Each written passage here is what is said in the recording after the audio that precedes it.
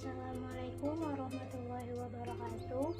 Di sini saya akan mempresentasikan materi tentang tunadaksa dari kelompok 3 yang anggotanya perkenalkan, nama saya Nur Aida.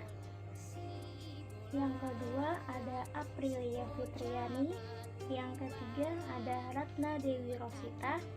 Yang keempat ada Rebelia Bavita. Yang kelima ada Smaria. Yang keenam ada Sevia Dwi Rosari. Yang ketujuh ada Syahwina Novitasari. Yang kedelapan ada Arifa Amanda. Yang kesembilan ada Dwi Kiswanto. Yang kesepuluh ada Muhammad Aji Syahbana. Sekarang kita lanjut ke materi, yaitu pengertian tunadaksa. Pengertian tunadaksa. Tunadaksa adalah anak yang mengalami kelainan atau cacat yang menetap pada alat gerak, contohnya di tulang, sendi. Undang-Undang Disabilitas Tunadaksa terdiri dari 3. Yang pertama, Pasal 7 Nomor 4 Tahun 1979 yang berbunyi, anak cacat berhak memperoleh pelayanan khusus untuk mencapai tingkat pertumbuhan dan perkembangan sejauh batas kemampuan anak dan kesanggupan yang bersangkutan. Yang kedua, Pasal 6 yang berbunyi setiap penyandang cacat berhak memperoleh A. Pendidikan pada semua jalur satuan, jenis, jenjang pendidikan. Yang B. Perlakuan yang sama untuk berperan dalam pembangunan dan menikmati hasil-hasilnya. Dan yang ketiga, Pasal nomor 8, setiap penyandang cacat berhak memperoleh hak pekerjaan, kewirausahaan, dan koperasi. Selanjutnya, materi tentang penyebab keterbatasan fisik dilanjutkan oleh teman saya. Selanjutnya adalah keterbatasan fisik, di mana orang-orang yang memiliki keterbatasan fisik ini karena 3 hal. Yang pertama, dilahirkan dengan keterbatasan fisik. Yang sudah kita ketahui, keterbatasan fisik ini adalah gangguan atau hambatan yang bisa saja dialami oleh anak, salah satunya yaitu cacat atau kelainan.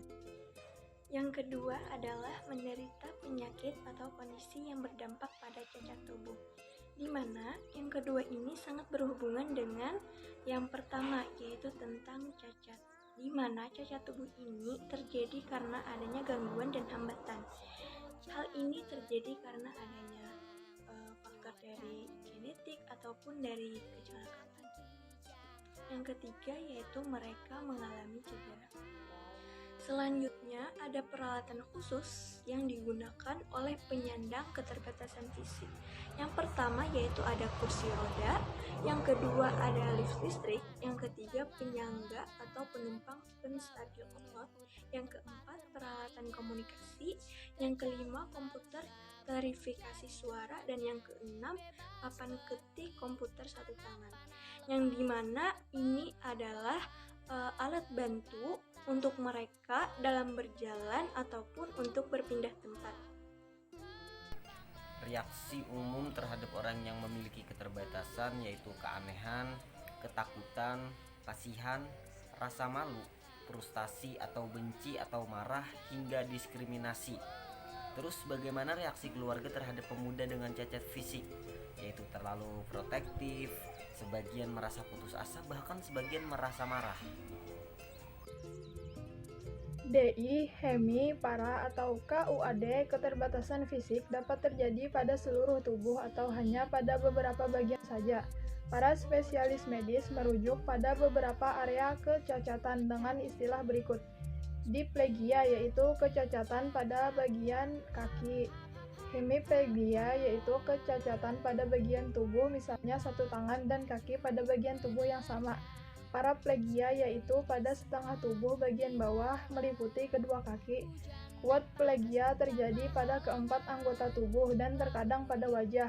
Quadplegia juga bisa disebut dengan tetraplegia.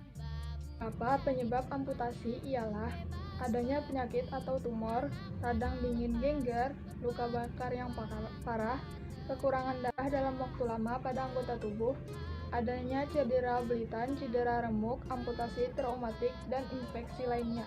Tulang belakang. Beberapa tulang disebut vertebra tersusun yang menyusun tulang belakang atau tulang punggung. Dan di setiap vertebra terdapat lubang pada bagian tengahnya. Dalam saraf terdiri atas jaringan saraf, membran pelindung, meningis, dan juga sumsum tulang belakang.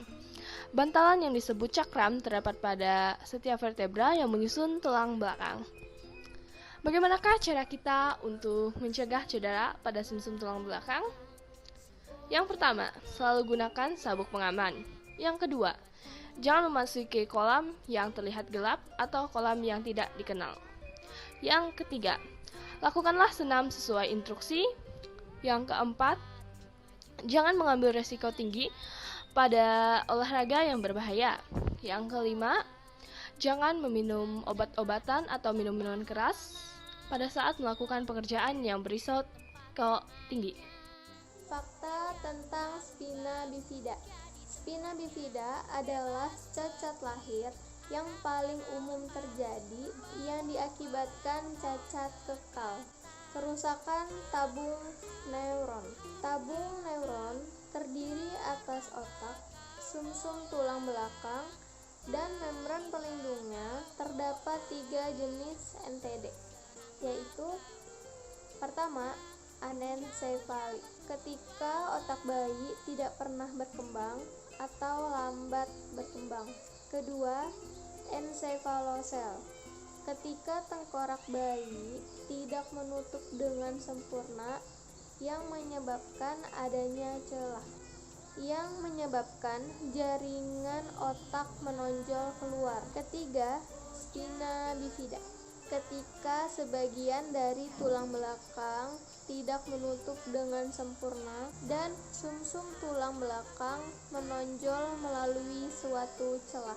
Spina artinya tulang belakang, bifida artinya terbelah dua. Apa penyebab dengan AMD? Semua bentuk studi otot diakibatkan adanya masalah pembentukan genetika seorang gen cacat yang menyebab AMD dapat diturunkan dari orang tua kepada anaknya masa kehamilan. AMD juga dapat terjadi secara spontan pada anak orang tua merupakan pembawa gen tersebut. Peralatan apa aja sih yang dibutuhkan seseorang atau seorang anak penderita DMD? Jadi, pada awalnya, seseorang atau seorang anak penderita DMD tidak membutuhkan peralatan khusus. Namun, pada saat otot-ototnya mulai melemah seiring berjalannya waktu, dia akan membutuhkan berbagai jenis peralatan khusus. Di antaranya seperti kursi roda manual dan kursi roda berputar, modifikasi rumah, pakaian khusus, kasur khusus atau dipan rumah sakit, lift mesin, bahkan ventilator. Mendiagnosis DMD. Para peneliti menemukan sebuah uji darah baru yang sederhana dan tidak mahal akan tetapi memiliki tingkat keakuratan hingga 95%. Namun, cara uji coba baru ini belum tersedia untuk masyarakat umum. Para peneliti sedang mengusahakan agar sesegera mungkin cara uji coba ini tersedia untuk masyarakat umum di klinik-klinik terdekat. Para dokter mendiagnosis DMD dengan cara tes darah lain untuk mengukur tingkat enzim, biopsi otot untuk mengangkat sel jaringan kulit, tes DNA untuk pengambilan sampel, dan elektromiogam atau elektrade untuk mengukur aktivitas listriknya. Telah dijelaskan di awal mengenai pengertian tunadaksa, apa itu tunadaksa, dan alat-alat penunjang bagi tunadaksa. Di sini saya akan melanjutkan presentasi yang telah teman-teman saya sampaikan sebelumnya dengan judul Orang-orang terkenal dengan keterbatasan fisik. Menjadi tunadaksa tidak serta-merta menjadikan mereka orang yang patah semangat, seperti manusia hebat dan kuat yang akan saya sebutkan di bawah ini. Peraih medali emas dan mantan pemain bisbol profesional, Jim Abbott yang dilahirkan hanya dengan satu tangan.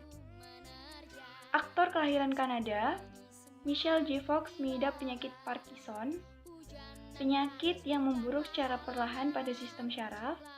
Yang ketiga, pemain biola yang terkenal, Itzhak Perlman, hidup dengan kedua kaki yang lumpuh permanen karena terkena polio saat berusia 4 tahun. Serta Christopher Reeve, aktivis sutradara dan pemain film Superman yang mengalami patah vertebra C1 dan C2 pada tahun 1995 karena kecelakaan menunggang kuda. Menjadi tunadaksa tidak serta-merta mematahkan semangat dan cita-cita kalian. Teruslah semangat dan jangan pantang menyerah. Ya, sekian presentasi dari kami. Saya Muhammad Aziz Syahbana mewakili teman-teman pamit undur diri. Sekian, terima kasih. Wassalamualaikum warahmatullahi wabarakatuh. Kuatkan